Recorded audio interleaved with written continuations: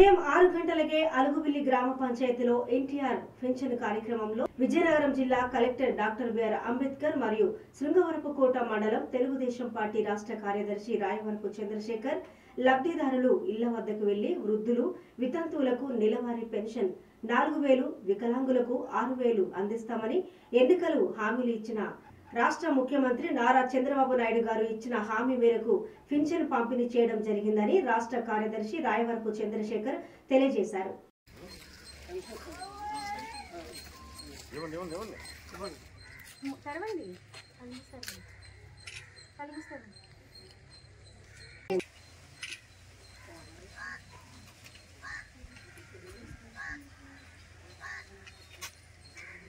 Receipt ముందు ready పెట్టుకున్నామ్మా. ఇదిగోండి last month లేదా మరి ఎలా అలవాటు ఉంది కదా.